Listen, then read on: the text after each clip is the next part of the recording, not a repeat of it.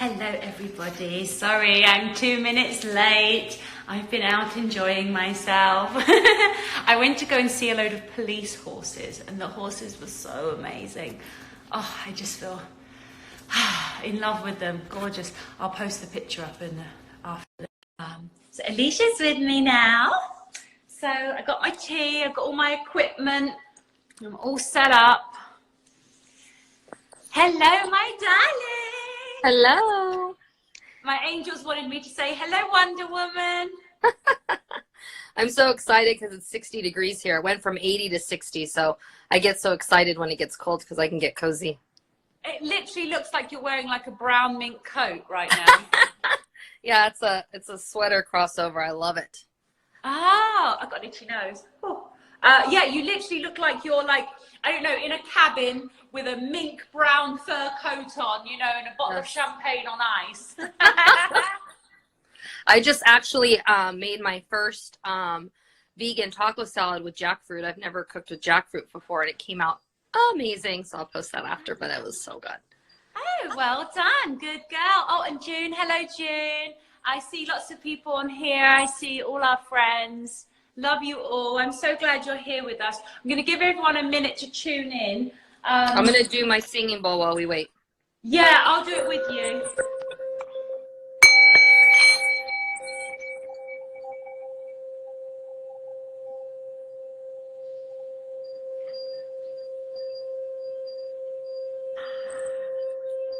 So mine is a root chakra. So this is the one that I have here. I also have a larger heart chakra, which is amazing. This is grounding. I already did my sage. Good girl. I need to light my candle and do my sage. I literally only just got in, guys. Well, I got in time for the live, but I needed to like tidy myself up, brush my hair. I've been on a nature walk. It was nice. So we just light this up. I've had such funny guidance. Oh my God, guys, you are in for a treat today. I've actually got notes. When have you ever known me to have notes for a live? It's very rare. I actually have just been shown a memory of the last time I was given notes. I think it was in October or early November when we were doing the very first How to Heal series, Elisha. That was the last time I think I had notes, because I remember actually getting a Post-it note. So I will grab my notes from across there in a moment as well. Just want to send some of this to everybody at home. Across everywhere and everything without burning my jeans would be great. Okay, let me grab my notes. It'll only take me 1 second because they're here. Hi, everyone. So glad you can join us. Love when we're able to get together and share. Yay! I got my notes. So, yeah. Oh, I just almost need a moment. So, how's your day been so far, darling? I know it's a bit earlier there. What time is it in California? It's 1:50. I got back from church and I made the family some homemade tomato soup along with my vegan taco salad. So all good things happening here. I wanted to share the letter I wrote to myself about the program. I came into the room and then I thought, oh my gosh, because I just literally, your higher self will always remind you what you need, and that was the one thing that came to mind.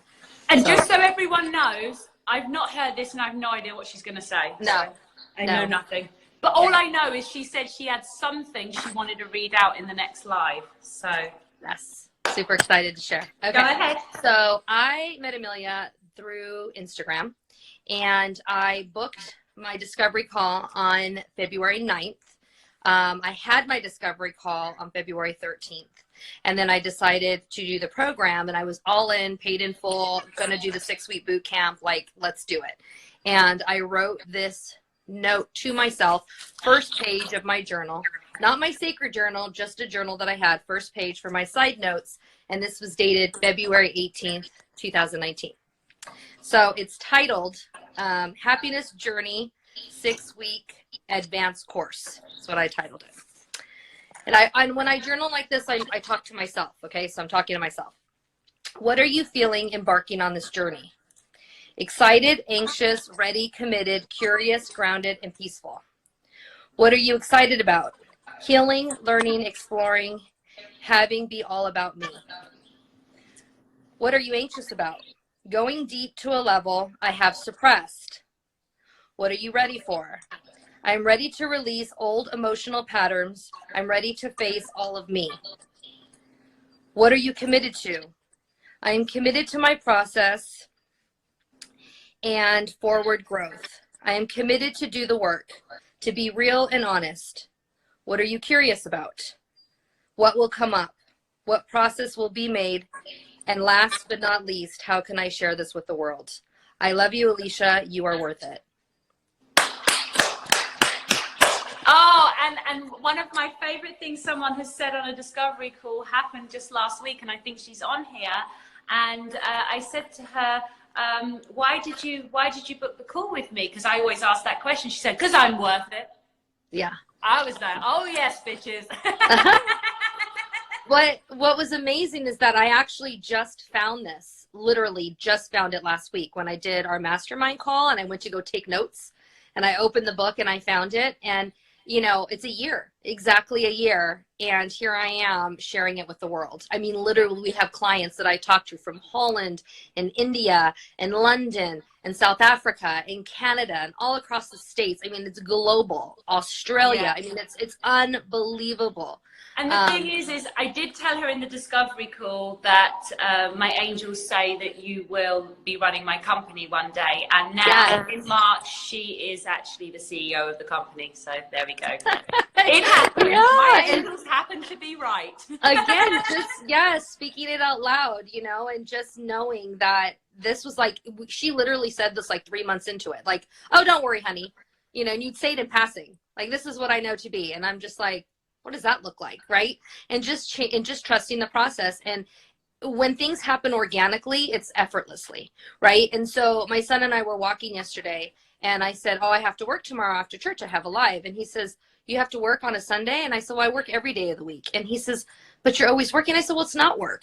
And he goes, what do you mean? I said, when you do what you love, it's not work. When you are literally sharing yourself with somebody else in a way that's truly grounding and loving and from a place of healing, it's just daily. It's just what you do, right? Yeah. And so he's like, that's amazing, Mom. He's 9, you know, and to be able to say that and practice it and live it is unbelievable. And I'm so grateful. Absolutely. I also want to show something. So this came off because, you know, it's California, it's 60 degrees and we have a breeze. This fell off of a tree outside, and I wanted you guys to see this because it wasn't for waste, right? When something falls off a tree. Look at this gorgeousness, okay? Check this out. Oh my fucking God! Hold on, let me change hands. Look at this. Look at this beautiful. Look at the inside of this. It's just heaven. Amazing. And I just want to show the detail of something so great in creation. If this much effort and detail was put into a flower, what was done to us? Isn't that amazing? Just took my breath away. It's heavenly. It's heavenly, darling. So I needed to share that. That flower just shifted my energy. I know, it's almost too big to be worn as a flower in your hair. It's huge. It is. Yeah, but the size of your head. We're always extra. We're always a little bit too much of everything, right? So you gotta love that. But yeah, it's divine. I almost don't know where to start. Let me have a look at my notes. Well, something I wanted to share really quick before we dive in is just who I am. This is something that was really brought into church in my heart today, was just to kind of share a little bit of my background and who I am. It's really interesting when we always touch on my father, right? So my father was a horrific human being, and he was a child molester, and he hurt family, and ended up going to jail and was convicted. And anyways, my mom didn't find out about him and what he did until she was pregnant with me. So you can imagine, right, the turmoil of that. And my aunt offered to pay for an abortion. My doctor actually offered to do it for free. This is in 1978. And my mom didn't know what to do. And she said that when she prayed, she felt this hot heat go from the top of her head to the bottom of her feet, and that she knew that she had to have me. And so she went through the whole pregnancy and had me within easiest labor she had, 2 pushes. Doctor barely made it in the room, and she had me, and she didn't name me. I was unnamed in the hospital for 3 days because there was a disconnect, which of course you can't blame her for organically having. And so she said that she had this dream, that God came to her in a dream, and that he said he knew me before I was born, and that I was called by name and I was called for greatness, and that she was to name me Elisha. It was Elisha, but pronounced Elisha from the Bible. And my mom said she cried and she said, Lord, I don't know how to spell that. And he said Elisha. And then she says, what is her middle name? And he said Eve. So she woke up from this dream. She wrote it all out, because a lot of times we're given things and we just don't fluidly write. It's one of the things that we need to connect with our handwriting. Everything's digital now. We're always typing everything, but to actually write. And that's why our sacred journal is so important. So she writes this out. And my father calls the hospital and says, I know what to name her. I want to name her April, because that was when I was born. And her middle name is to be Eve. And so it was the confirmation of my middle name that my mom said that she knew what my name was to be. And so when you have those stories just talked over you, right, to come from such turmoil and tragedy, to be birthed into something that seemed like a negative, and to know that I am now in a place to offer so much value to everyone around me. What I've been through in my life is unbelievable. You know, I was married to a toxic person who was the love of my life, married my high school sweetheart, first person I was ever intimate with, did everything right, if you will, you know, and he ended up being a meth addict, right? And being in these toxic relationship of wanting to be right, wanting to win, want to make it work. And this is what Amelia and I are going to dive into today, is knowing when a toxic relationship is enough to say goodbye, to walk away, and to be able to create what you were meant to do in your divine purpose. And so I just want to kind of give that background, because I think sometimes people jump on here, you guys don't really know anything about me and Amelia, and you think we have it all together, and you know, we were just like anointed in this place. It was a journey we've gone through. It's been here. messy. Yeah, I paid a lot of blood and was told I was going to die on many occasions while I went through this journey. I was hospitalized, and my kidneys were not good, you know, we've gone through different levels of mess and pain, but I don't regret any of it, because it was all part of the journey. I wouldn't want to go through it again. absolutely. No, but it got me where I am, and that's obviously how we heal. We heal by being able to find the blessing in anything negative that's ever occurred in our life. Once you reach that place, everything changes. Yes. Yeah. So we were going to talk about relationships today, and family and friends and things around us, but just know that, you know, you're not alone. And a lot of times when we talk to our clients that we connect, whether it's a discovery call or whether they're choosing to do the course, there's so many things that we've already gone through. Even though we're 41, I swear we have lives of 81-year-olds. Like, the things that we've gone through is unbelievable. I always say I have 5 lives worth of information, because I've lived that many in this lifetime. So it's really amazing. Absolutely, absolutely. The first thing that I wanted to say was just the funny thing that my angels said today, because for anyone that doesn't know, I receive 100% ongoing guidance from my angels all the time. I'm a clear channel, so I just get it constantly. They're not the big angels. They're quite young, and I guess they're the lower ranking angels, but they're always accurate. They're always right. And occasionally the big boys do jump in, you know, Source and God, and Source, God, Jesus, they do pop in occasionally. But mainly I have these little angels, and their nickname is Gangels, because they're gangster angels. They think they're very funny. Anyway, so I was talking with a friend that had done so much work. She actually did the program with Elisha. And we were talking about the difference with forgiveness, because I feel like we need to address this before we address the boundaries.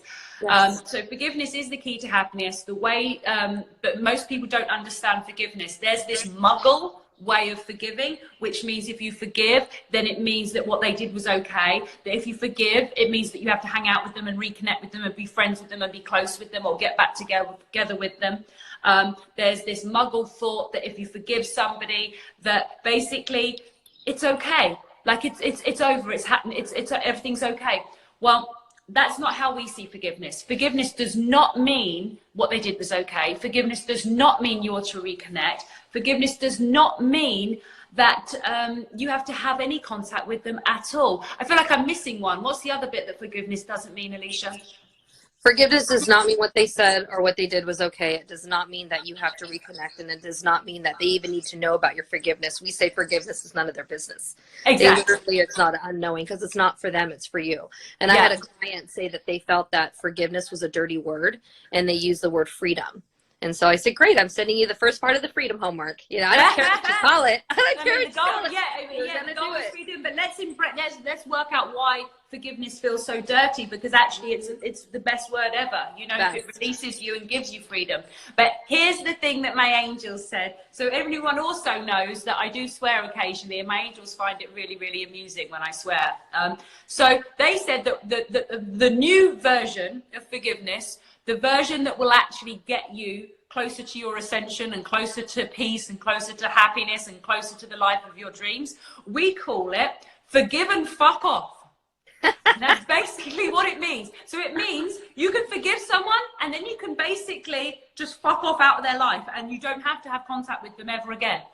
So it's a new technique called forgive and fuck off. It's really effective.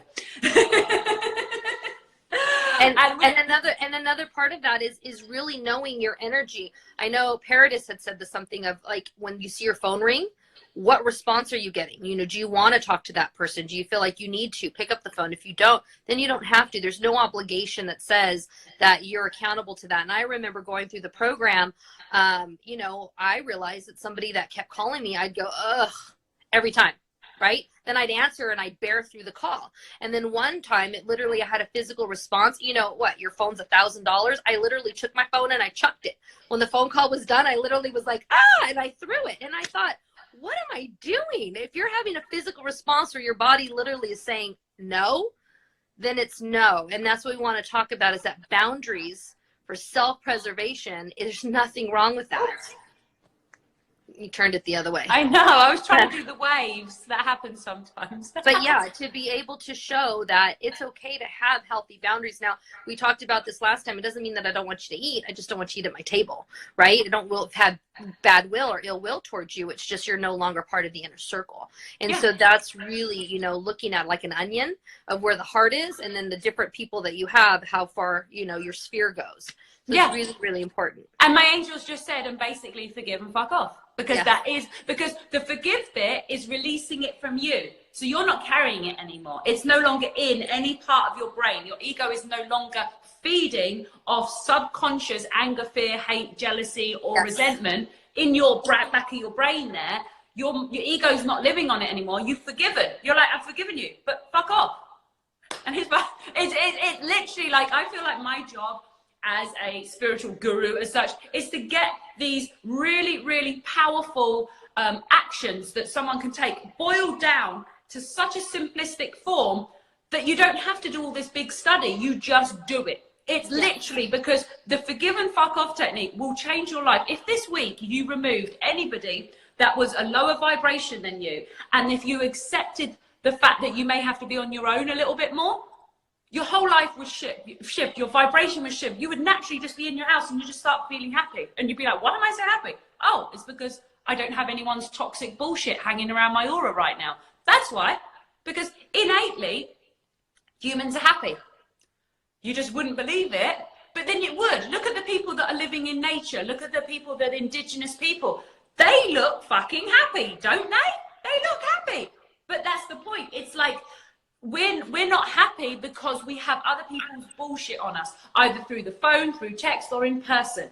Clear all that away, you know? That is kind of something that's on the notes, actually, though.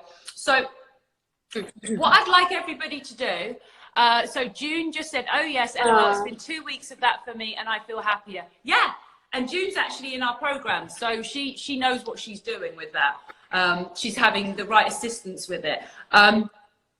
Okay, so this is important. I almost need everyone to like, get with me, because it's really important. I did, I just readjusted. Yeah, readjust, guys, because this is actually like guidance from the angels. This is like stuff we have to do. Okay, so everybody, close your eyes and think of somebody in your life that feels like an angel. Someone that always uplifts you. Someone that always makes you feel good. Now, here's the thing. 30 to 40% of you can't think of anyone, and that's okay. So just stay with me. The 30 to 40 that can't think of an angel in your life, don't worry, I've got the advice here on my note for you. But those that can think of someone in their life that treats them with respect and kindness and love always, someone who supports their dreams and helps them grow and be their best person. So if you have someone like that in your life, I just want you to really think about them for a minute. Okay, now I want you to open your eyes and look at me, and I'm going to tell you this. You are to recreate that level of love with every person in your life, and if they're not able to, then it's time for them to go. You have a template. You know what it feels like to be treated right because you have an angel in your life. You have a person that feels like an angel. So anyone who does not treat you like that person doesn't need to be in your life. Okay? Now, that doesn't mean this, we're not talking about even like if you work in an office and your colleagues or whatever, but the fact is the people that you actually engage with when you get home and you take off your shoes and you get on the phone to speak with a friend, or the people that you hang out with on a Sunday afternoon, things like that. And if your workplace is actually truly toxic, then it is time to find another workplace or set up your own business and start following your own passion. But I want you to understand that those lucky enough to have one person in their life that feels like that, you are to demand in your life that that's the only type of relationship you're going to accept from now on. Sorry, that's it. That's all I accept. You stand by your word. You make me feel good. I make you feel good. I look after you. I love you. You love me. It's just everything's mutual. Everything's good. Everything's fair. Everything's uplifting. That's what we expect. Not accepting anything less from now on. So that's the first group. Second group, the group that do not have anybody that feels like an angel. This is good. What's going to happen is this. You're going to need to remove a lot of people from your life, because if you don't have anyone that's an angel, then basically it seems like most of the people may well be people that you need to move away from. You need to get really comfortable with being alone. And once you get out the other side of that awkward, uncomfortable period of being alone, angels will start appearing in your life. The first one will arrive, and then the next one, and then the next one. So if you don't have any angels in your life at the moment, it's a sign that the people you have around you are scaring them off. Angels can't come into your life. And again, we're talking about human angels. Human angels can't come around people that have toxic friends. You've got to get rid of them toxic friends so that the angels can come in your life. So understand this, guys. If you have someone that feels like an angel, that is the template for you to use with everybody in your life. No exceptions. Push them away if they don't feel like an angel. Embrace them in if they do. And if you don't have anyone that feels like an angel, it means you have a lot of toxic people around and they all need to be distanced from. And you have to go through the storm. You have to go through the storm of facing the fear of being alone. Facing the fear of being alone in your own company, facing all of your shadow self. I heard somebody say to me the other day, if I'm on my own, I get suicidal. I'm like, well, shit, you need to be on your home a lot, because you've got to get to the other side of that. You have to get to the other side of that. Now, again, obviously, there's no joke when it comes to suicide, but I'm just saying, if you cannot be alone, then that is what you have to do. You have to master it. And when you reach a point where you enjoy it, where you come home and you go, oh, I got the house to myself, la, la, la, and you're dancing about and you're talking to your dog. Now you're comfortable alone. Now you're ready for the angels. Because guess what? Those angels, they're comfortable in their own space. They're comfortable alone. So when they come into your space, they can only be around people that are comfortable with themselves. Do you understand? So let's imagine I'm really, really comfortable with myself. So if I was to become your friend in real life now, in person, imagine you move in down the street from me, would you be an uplifting person in my life, or would you be, a moaning misery guts? Because this is the point. While you have moaning misery guts around you, they're making you a moaning misery guts, and so people like me can't be your friend. Do you understand? So that's what we're going to do. We're going to make some changes, guys. It's the 1st of March. It's 2020. And the biggest thing that will change your entire life is clearing the toxicity out, because the people that are in your life really get to dictate who you are and who you're going to be. I think in a lot of business things, they talk about, you become who you surround yourself with. So everyone's out there trying to surround themselves with billionaires. Well, You become who you surround yourself with, but you also are who you surround yourself with. If you are surrounded by unhappy people, you will be unhappy. Even if you're doing all kinds of work on yourself, they will bring you down and you will not be able to fight back from it. You will get pulled down. So that's why. And it's also who they're attached to. So I had a best friend of 10 years I would have done anything for. And her husband was so toxic that it came to a point where, of course, that's her husband. There's nothing I can do about that. I have to support the marriage, but I didn't have to be in it. And I removed myself. And it's been 2-3 years, and I ran across a picture of them. And I had love for her, and I literally was repelled by him. Like, there was literally like an evilness that I was like, no. And so again, just a knowing. And one of the things that I saw this morning when I was showering, because you know it's when we get all our best ideas and pictures, is when there was just the Ash Wednesday where everyone was walking around with like the black mark. And I thought that was interesting because it's a physical statement that they're making on that particular day, where everybody's walking around with this mark on their head that is acknowledging, oh, you went to church today. Oh, you went to church today. Like I saw people doing that, right? So I feel like when you have those angels in your life, it's like this subliminal marking that is on their face that only we can see that they're your people. And so I had a client say that she loves watching us when Amelia and I are together on lives. And I said, because you're looking at us saying, these are my people, right? Yes. Yeah. And that's so important. And my angels just had another joke.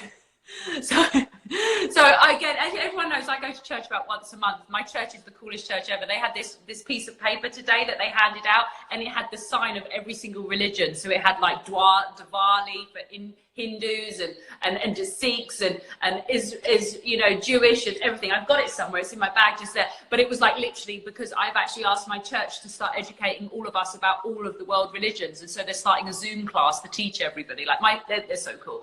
Anyway. They were talking about giving up things for Lent. So my angels just said, I know, let's give up toxic people for Lent.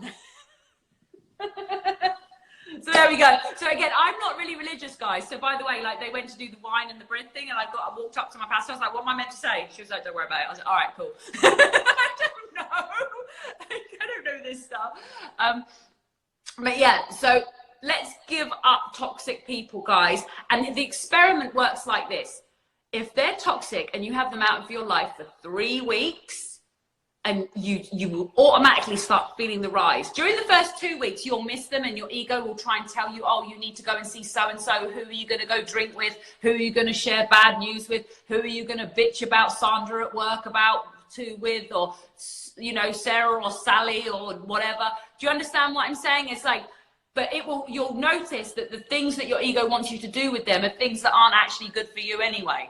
You know, or if something awful happens, you're like, oh, I really want to reach out to Chloe. And it's like, why is it that I want to reach out to Chloe with the bad news? Like, does that mean that she gets high on bad news? Maybe I don't want to be friends with someone that gets high on bad news, you know? Yes. So it's taking the step to understand. So during the first 2 weeks, you will get this feeling that will try and draw you back to them. But if you can overcome it and get to the 3-week mark, on week 3, you'll actually just start to feel risen. You'll just feel good, and you'll be like, wow, like I feel like I'm on drugs. And you'll be like, yeah, I know, it's God drugs. It's God drugs that come from not having bullshit people around. It's great, isn't it?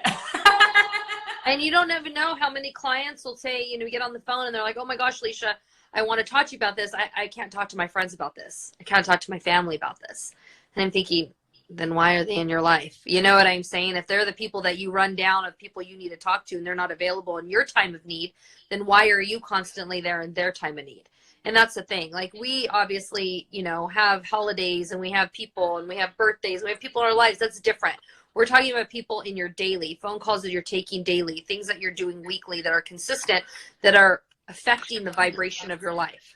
And that's something that you need to get a grip on, because it literally will not allow you to go to the next level that you're called to do until you're able. You talked about that, like a hot air balloon, right? Yeah. Until you cut the weight, you're not going to rise. So that's something that's really, really important.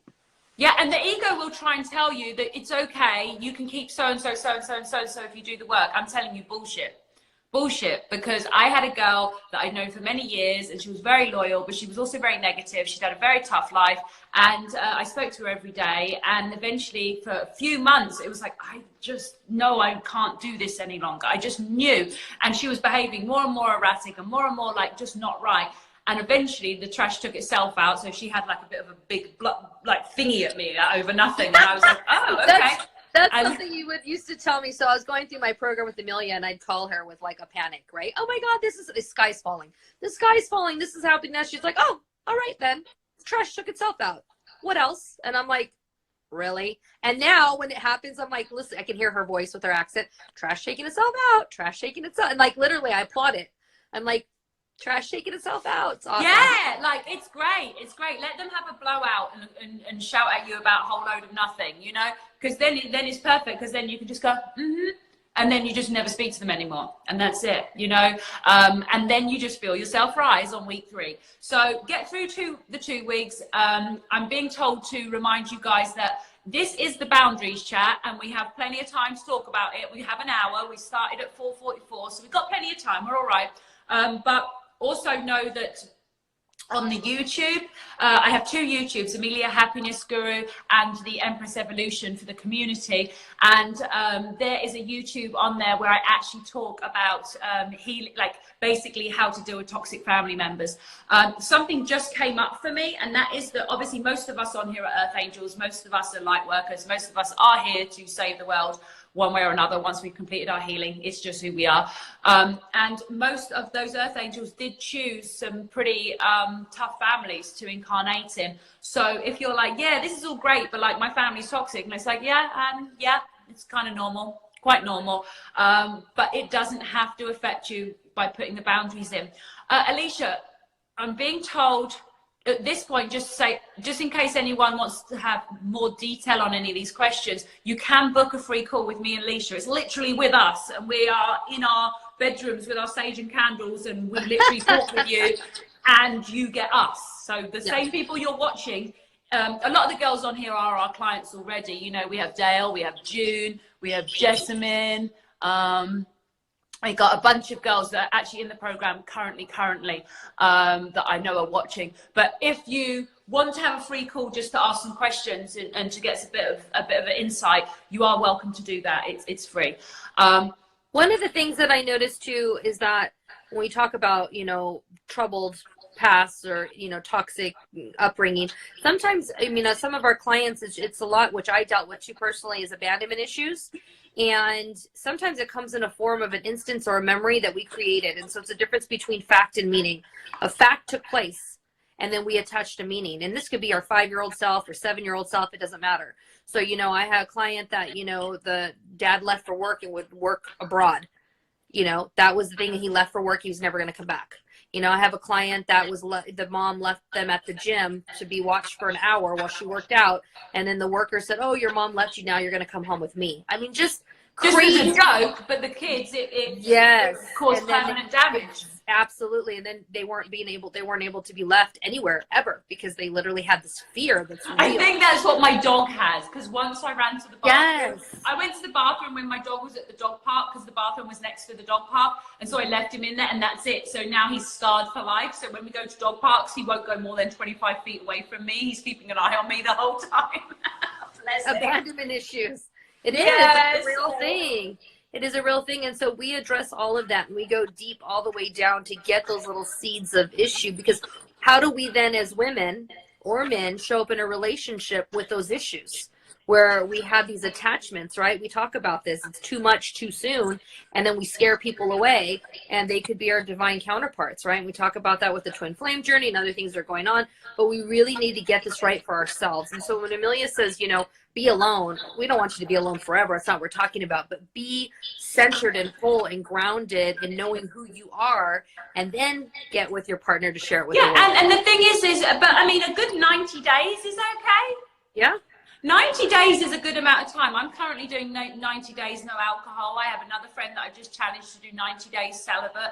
You know, if you're 90 days no toxic friends, angels only, and if that means you only see 3 people in 3 months, so be it. I mean, it's 3 months of your life, but it'll change everything forever. You know, 90 days is a good amount of time. It's challenging enough, but it isn't forever. But 90 days of, I'm only going to be around people that are the same vibration or the vibration I want to be. And if they're not, then I'm going to stay home and I'm going to read and study and do online programs and read good books. And that's what I'm going to do, or I'm going to volunteer and help out people or whatever, you know. Be prepared. one thing I always ask, you know, is what do you want? And you can't ask somebody, what do you want, when they don't know who they are. So if I ask you who you are and you can't define that, that's something that I even noticed in the dating world, where people actually can never be alone. I don't care if you're married or not married or been married and you're divorced and you're going, literally, if you go through your history of dating, it's like, but, it never stops, right? And with these apps, you're swiping and you're connecting, whatever, however you're doing it. But if you don't know who you are, you won't know what you want. And that's one of the things that we do through our program. And it's amazing because a lot of our clients actually have met their significant other halfway through at the end of the program. It is unbelievable because they were open and ready and healed to participate in a healthy, loving relationship. Absolutely, absolutely. So the other thing that we want to cover is something funny, again, that happened with Elisha and her family. So we have lots of Elisha family conversations in here. Yes. But that's why you know Elisha's healed, because do you see her clamming up and becoming triggered? No. So that's when you know a healed woman can talk about her worst experiences, and she can normally do it with a sense of humor. That's when you know they're healed. But the thing is actually talking about how a lot of people are like, oh, so you're all love and light and everything like that. People are like, well, this is where I'm such a surprise, because people are like, you're so good and you're so loving and you're so kind, but you're also kind of scary and tough and you don't put up with any bullshit. I'm like, yup. Because that's what self-love is, you know. Oh, hold on.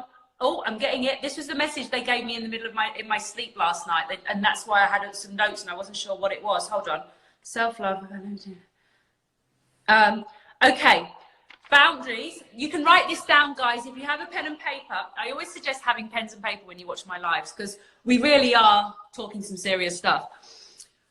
Boundaries come from self-love. Self-love comes from the ability to be alone, which comes from the ability to turn down the fear of being alone. So we can work backwards now. So the fear of being alone, if you can turn that down, it will help you to have the ability to be alone, which will then give you the ability to evolve and create self-love, full overflowing self-love, which will create boundaries, which will then get you where you want to be in your work, your life, your money, because boundaries are essential to be successful in every aspect of life. I feel that my boundaries are good with my family, they are with my money, they are with my career, they are with my friends, they are with romantic relationships. It's boundaries. You can't just have good boundaries in one area. If you have good boundaries in one area, you're out of balance. You need to be boundaried fully. Now you can really love. So for those that don't have the pen and paper, understand that boundaries are like, almost it's like a castle. It's like the king. He treasures his castle, so he builds the wall around it, okay? Because he treasures it. So boundaries show that you treasure yourself, that you love yourself, that you're not putting up with any bullshit, that you deserve the best and you will have it and you don't give a shit what anyone else thinks about that. That's what boundaries are. Boundaries are knowing that you don't have to accept negative behavior from a girlfriend, you know, or somebody you're dating, that you don't have to accept. And even somebody at work, because at work you can change jobs. You can. It's just go on monster.com or whatever these websites are and change jobs. So here's the thing, you never have to put up with negative bullshit. And when you accept it, it's because you're saying, I don't love myself enough to stand up for myself, or I'm too scared of being alone to end this toxic relationship. So one more time for those at the back. Boundaries come from self-love. Self-love comes from the ability to be alone. And the ability to be alone comes from turning down the fear of being alone. And the only way out is through. So you just bloody do it. You just spend the weekend on your own, or you do evenings on your own. You just stop being around the toxic people and you be in your own company. So do you want to tell them what the thing was that kind of triggered our idea to talk about this today, darling? What the love and light. Love and light. Love and light, bitches. Yeah, I didn't see it on my iPad. I wanted to read it. It was funny because I'm literally in church and I get this meme that 3 minutes before church starts exactly what her and I talked about. It's just so funny. Confirmation was everywhere. But yes. But it was the other week that you went through this experience, wasn't it? That kind of made us think we really need to talk about boundaries, because a lot of people think that being nice means you're a pushover. So that's what we need to talk about. Yes. And so here's the thing. I value people in general. I am always coaching, whether it's a 14-year-old on how to do her makeup to somebody in the office, you know, how to just be better. And it was interesting. One thing is holding yourself accountable too. Before I touch on that, I really want to address this. Is I was Friday, I don't know, was gnarly. Like I got hit since 8 o'clock in the morning with a bunch of stuff that was not expected. And then I'm on my earbuds and I'm listening to a bunch of stuff, and an employee had walked past me and I kind of saw the shadow of someone in the corner of my eye, but I couldn't hear. And so once I was done, I acknowledged someone that was there, and they're going, oh, so-and-so just wanted to say hi.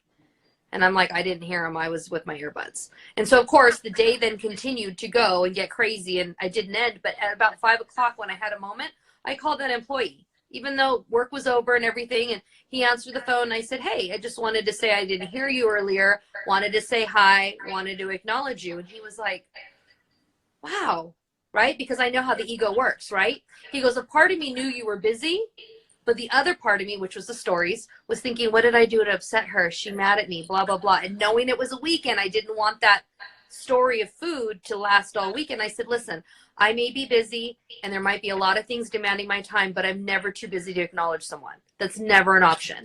And it's just self-accountability, right? Treat people the way you want to be treated in all areas. And do what you say you're going to do, because otherwise the guilt of not saying what you're going to do feeds your ego, which makes you become even more flaky. So do what you say you're going to do, always. Yes, always. And if you're going to be late, renegotiate. Always communicate. Number one, always. You can never over communicate. Like if you have to give a running commentary, like I'm going in the shower now, I'm drying my hair now, I'm putting my makeup on now, I'm eating a cheese sandwich now, I've called the Uber. It's okay. If someone's meeting you, they won't mind the running commentary. You know what I'm saying? Just do what you say you're going to do and communicate.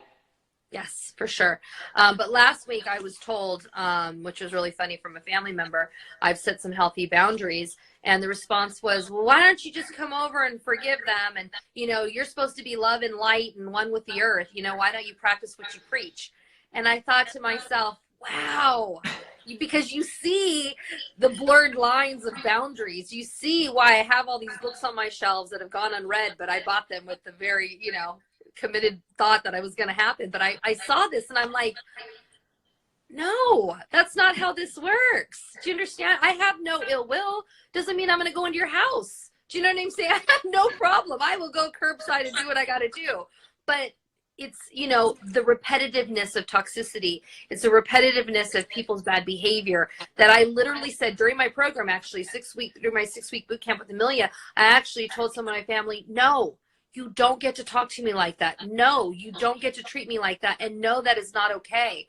And it was really interesting because I think they were shocked, because it was like, oh my gosh, it took her 41 years to say this, you know, and now it completely shifted and there's a mutual respect where it's like, wow, treat somebody the way I want to be treated, or I don't need it. Right. And so it's a thing of where people, it's a knowing and living. Sorry, I think that I don't need it is back to that alone thing. It's like I'm better off on my own than with someone who's toxic. So I don't need it. You know, it's like the boyfriend, don't need it, or the girl that's been your best friend for 10 years. I don't need it. Like I'll find other friends. I'll raise in vibration and new ones will come in. Trusting the process that if you're rising, you're rising, you know? Yes.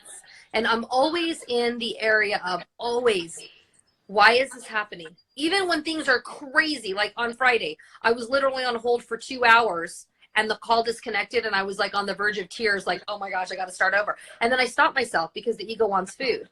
And I go, why is this happening? And I literally told myself, because the person I was on the phone with wasn't going to be able to help me, and the next person is. And let me tell you something, with that thought process of taking the food and telling them to shut up and sit down, the very next person I talked to did exactly what I needed. And so I was like, I want to hug and kiss you. Thank you so much. And they're laughing, right? And I said, you don't understand. I appreciate you, right? And it's just that attitude of gratitude. It's one thing that I always tell my kids, being in that space of knowing that everything is always happening for your greater good, even though you may not see it in the moment, even though it may not always feel good. It's Yes. doing the work and being committed to the process and knowing at the end of the day, it's going to be to your benefit. And as long as you stay there and do what you're accountable to do, like she's saying, keeping your word, doing your salt baths, doing your frankincense, doing all the things that you know, taking the time out when you feel like you just need a moment, there's nothing wrong. You know, I have a client who said, oh my gosh, I was supposed to go out Friday night. I made all these plans and my spirit kept telling me, no, don't go. You don't need to be around those people. You don't, you know, and there was guilt attached. And then she's like, I made the decision. I just sent a text and said, you know what? I'm not going to be able to make it out. And this weight was lifted, right? And then she got excited because she got to do all the things she wanted to do for herself that she wasn't able to do all week. And and it's okay. And I think that we don't get permission. We don't give ourselves permission to do those things. Yeah, and again, that's where boundaries comes from self-love. We have to love ourselves. You can't have boundaries if you don't love yourself enough. So we have to do it. We do have a question there that I want to answer. So she says, this is Earth Angel 144. She's adorable. I think me and her are going to chat on the phone next week. My confusion is when it comes to the limit between always help others and people that only drain you. Where to stop? I feel a call to help, but some people are very draining. So here's the thing. First of all, you are an Earth Angel. Your actual name is Earth Angel, so you know you're a bloody Earth Angel to start with. So you have a call to help. Well, here's the thing. You can best serve this earth. You can best serve in this incarnation, in that vessel, in that spirit, in that soul, by first ensuring that everything that needs to be healed is healed within you. That's the very first thing, because then what you should do in terms of help this person or don't help this person or do this or do that, it becomes very clear and very obvious. I know it's hard. But when you heal the wounds, it stops you from over-giving. Sorry, you're very powerful, Earth Angel. Give me a moment because I'm getting funny throat when I'm trying to talk to you about this. So that's quite interesting. Can you see my eyes are like tearing up?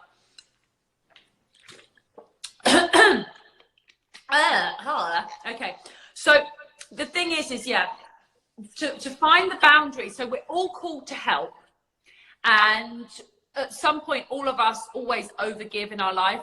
I did. Alicia's done it. Alicia was so badly chronic at it when I met her. Chronic, because she's so physically and mentally strong that she can give and give and give until she's literally like giving you the handle off the cup. She hasn't even poured out the cup. She's giving you the cup and she's about to go and melt the cup down to go and create a new cup for you. Like, that's how much she'll give. Until eventually she's like, oh, I'm feeling a bit tired. I'm like, yeah, that's because you don't even have a cup anymore. Like, you know what I'm saying? It's so true. But here's the thing. The difference is Alicia doesn't do that now. She now knows that not only is she not allowed to give her cup away, but she's also not allowed to pour liquid out of the cup. She is only allowed to pour liquid from the liquid that pours out of the cup because it's overflowing. That she can give and give. But she cannot get a ladle and go and take stuff out. And she certainly can't give them the cup, say, here, you have it, you need it more than me. Because the reality can I speak on that for a second? Yeah. So I want to let you guys know I'm the youngest in the family, and yet the entire responsibility of the family is 100% completely on me. I was everyone's emergency contact. I was everyone's first call, and I was the fixer and the doer and the mover and the shaker. I mean, literally. And physically, mentally, emotionally, spiritually, 100%. And when Amelia said, you know, when we talked about taking a time out, whether it's, you know, a detox from alcohol, whether it's a detox from, you know, meat, whether it's a detox from toxic, you know, relationships, not dating. She said, why don't you just not help anyone just for like a minute? Let's just do that, like as part of my program. And I'm like, what does that look like? I think you actually said I can't to start with, and then I was like, oh, we found it. Yeah. Yeah, exactly. And it was more of like and it wasn't a don't help anyone. It was just learning my power of no, because I had to make a priority list of what was important, what I was doing, and I was at the very bottom of that list. And then if you guys heard what I wrote, I was excited that I was doing a program that was all about me, that I was giving myself permission for 6 weeks to concentrate on me. And so it was interesting to see where I landed on that list. And we're like, you know, let's bump it up here and bump this up here and bump this up here and really prioritize. Well, guess what? My phone stopped ringing. What? My phone stopped ringing. And here's the crazy thing is not only was my phone stopped ringing for people who needed help, nobody was asking me if I needed help. Nobody was checking on my well-being. No one was checking if Elisha was okay. And then all of a sudden, everyone radio silent. And I was like, oh, shit. Not only does this work, I'm like at peace and one with the earth because I get to handle all my own stuff and be accountable for me, and then realize that nobody really cared truly, deeply, madly about me. And again, it's not right or wrong. It's just giving people the ability to show up the way they show up. And when you're always doing and you're always reacting and you're always giving, you never give them the opportunity to show themselves. And that's why you're exhausted. Yeah. So Yeah. it's about being in a timeout because I love my family and I love my friends, but I come from a place that anybody who's in my life is lucky and blessed to have me. Anybody who I care about is like so grateful, like, oh my gosh, Elisha. Oh yeah. Like absolutely. It just shifted, right? I love that. So here's the thing. I have a saying that I've used for many years, and I'd like everybody that has problems with boundaries to write this one down. Okay, everyone ready? If it hurts to help, stop. So I'm going to give you an example. This is a made-up example. Let's imagine I'm in an Uber, and everything's going well. I've got some cash in my wallet, and I'm going to Whole Foods to go and buy some carrots. Okay, and I come across somebody that's like, "Hey, I don't want to ask you for money, but I am homeless. Could you possibly provide me with a hot meal?" And I say, okay. And so I take them into Whole Foods and I buy them a hot meal, and then I go about my business and I'm good. Guess what? It was from overflow.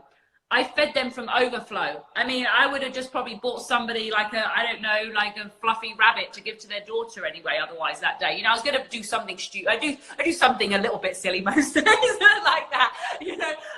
So it's fine. So now you see that's giving from overflow. Now let's have a different example. I'm in the Uber. Let's imagine the Uber driver. Maybe I say something like, hey, I love helping people and I give money to people and everything. And they go, oh, okay, well, you know, I really need to go and get a new tires on my car.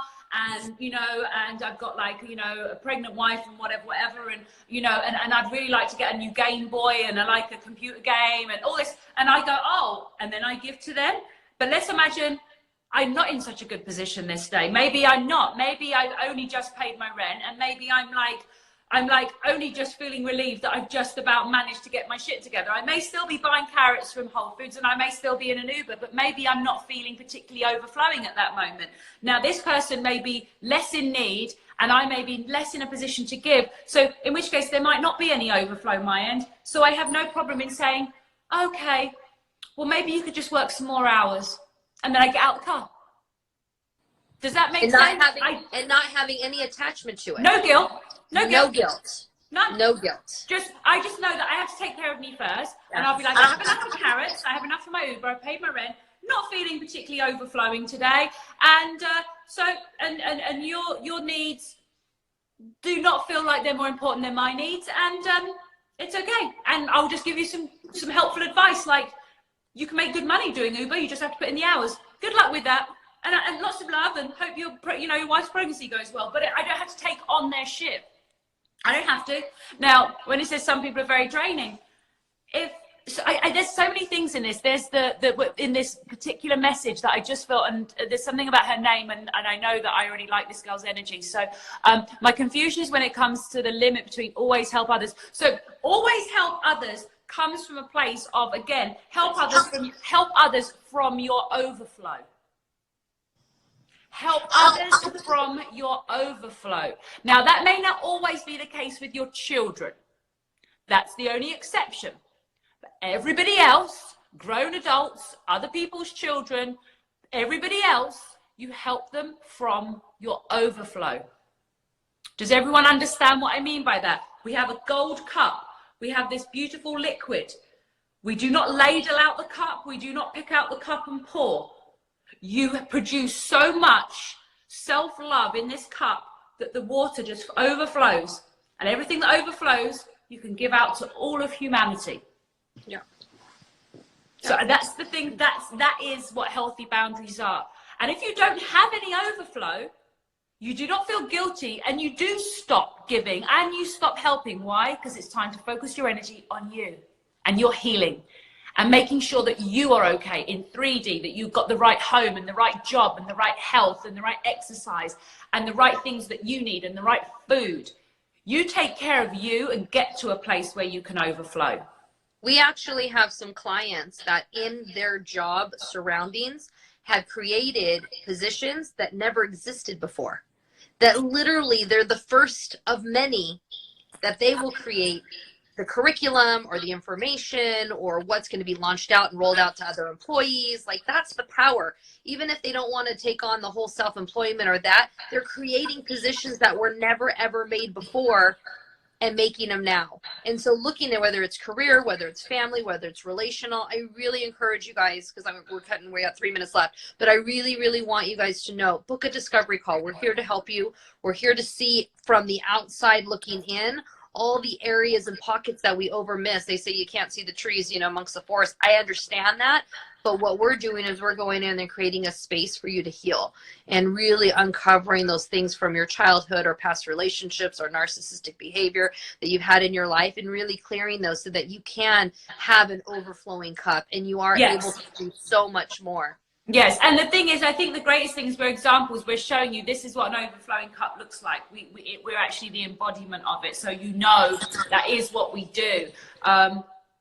I think that there was something else that was just coming through. We are going to get cut off any minute, guys, so we don't have much longer. I'm glad we got to answer that question. But yeah, I think the thing is, we're here to help you. So anyone who just kind of, has been on the fence and they're like, oh, should I book a free call? You're welcome to. And everyone that's on here that booked a call and is now in our program, they're all on here too, putting lots of hearts. So everything's love, everything's good. But the thing that, I remember what it was. So with my personal trainer, the reason I have to work with a personal trainer is because she makes me work the things I don't want to work. And if I would do it on my own, I just do the stuff I'm good at. And that's kind of what people do in personal development. They just do the stuff they're good at. They don't do the stuff that's really going to change them because it feels uncomfortable. Whereas we hold your hand through the uncomfortable stuff, and we get you through it as quickly and painlessly as possible. So that's why you kind of want a guide with that stuff. And I actually enrolled 3 happiness coaches last week into my program. So anyone who's like, oh, well, I've got a coach and there's this other coach, when what we do is not normal, guys. I coach coaches because I just want the world to be a better place. So the more people who know how to do what I know how to do, the better. So I appreciate you. I love you. I love you too. And I love everybody watching. Yes, for coming on and taking a time out of your Sunday to be with us. Yeah. And I hope everyone's gotten something from this, because we really, really are coming from a place of experience and knowledge. If you wrote those things down and you put them in place in your life, things will shift. But if you really want things to shift, then we're happy to give you some free advice, Yep. We're here for you. Love you. Love everybody. Bye. And we will see you soon. I'll be on here on Monday with Pardis on the Empress Evolution, doing a twin flame special of how to thrive on the twin flame journey. That's Pardis from Paradise Forever, who no longer has an Instagram page, so the only place to find her is on Empress Evolution on a Monday with me. Okay, guys. Love you. Bye. Bye.